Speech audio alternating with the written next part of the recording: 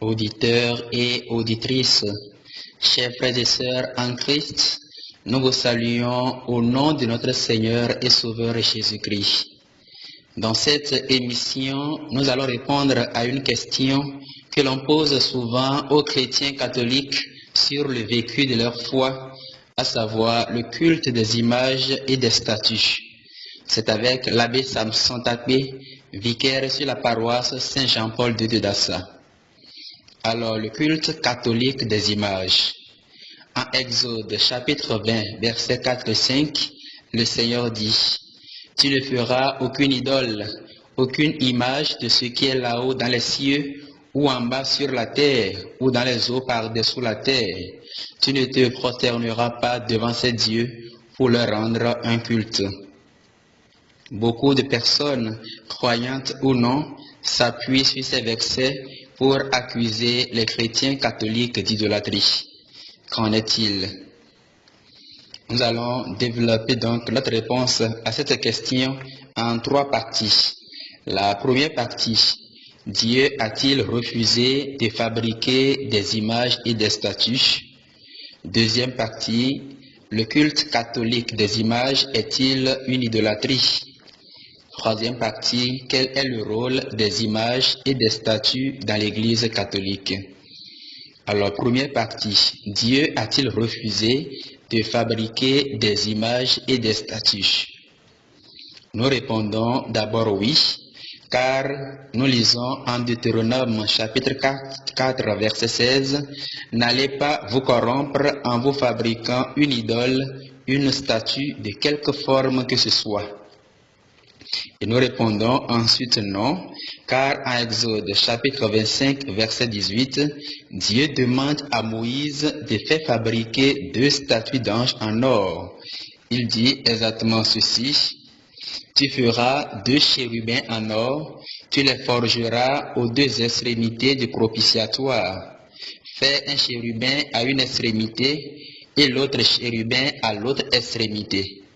Vous ferez les chérubins en saillie sur le propitiatoire à ces 2 extrémités. » Et nous répondons encore non, car en Nombre chapitre 21 versets 8 et 9, Dieu demande à Moïse de faire fabriquer une statue de serpent en airain. Alors Dieu se contredit-il? Nous répondons non. Il éduque son peuple et toute éducation est progressive. C'est ainsi que pendant la puberté, une maman peut dire à sa fille: « Je ne veux te voir avec aucun garçon. » Mais à partir d'un certain âge, quand elle ne la voit avec aucun garçon, c'est plutôt elle qui commence à s'inquiéter. Elle dit: « Mais qu'est-ce qui ne va pas, ma fille? Tu dois avoir un ami. Il faut que tu aies un ami. » Est-ce qu'elle se contredit? Non, c'est la dynamique de l'éducation. De la même manière, Dieu interdit d'abord à Israël toute confection d'images et de statues afin de l'arracher au polythéisme ambiant. Puis quand Israël grandit dans la connaissance de Dieu, en faisant la différence entre Yahvé et les faux dieux, le Seigneur lève l'interdiction. Et en Jésus, l'invisible s'est fait visible, car la raison fondamentale pour laquelle Dieu interdisait à Israël de le représenter est qu'Israël ne l'avait jamais vu.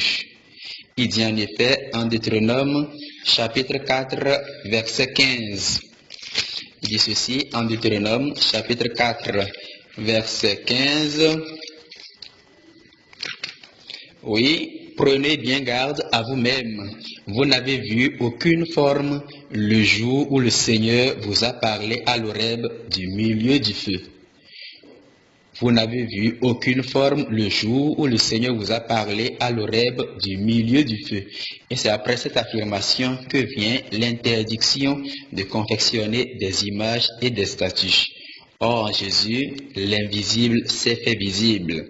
En Jésus-Christ, Dieu fait homme, l'invisible s'est rendu visible à nos yeux. Comme l'affirme Saint Jean dans son évangile au 1er chapitre, verset 14, ou encore dans sa première épître, chapitre 1, verset 1. Alors, deuxième partie, le culte catholique des images est-il une idolâtrie? L'idolâtrie est l'adoration des idoles. L'idole est un non-Dieu que l'on met à la place de Dieu et que l'on considère comme tel. L'exemple éloquent de l'idolâtrie se retrouve dans l'épisode du veau d'or en Exode chapitre 32. Après la sortie d'Égypte, les fils d'Israël se sont fabriqués un veau d'or et ils ont commencé à danser autour en disant: Israël, voici tes dieux qui t'ont fait sortir du pays d'Égypte. Ça, c'est l'exemple éloquent même du péché d'idolâtrie. Mais les catholiques ne considèrent pas les images et les statues comme Dieu et ne les adorent pas. Donc il n'y a pas d'idolâtrie. Les gestes de révérence et de génuflexion honorent la présence du sacré.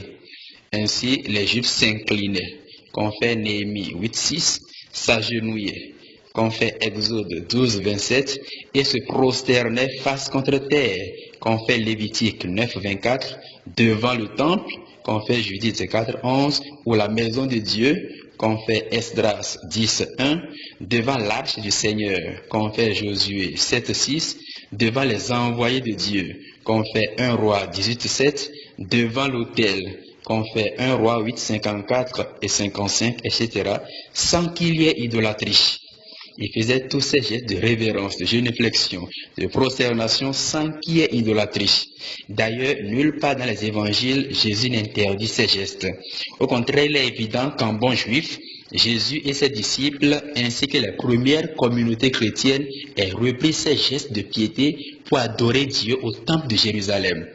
Alors, si Jésus l'a fait, et à sa suite ses apôtres, ses disciples, les premières communautés chrétiennes, et que nous, aujourd'hui, ne le faisons pas, qui suivons-nous en définitive?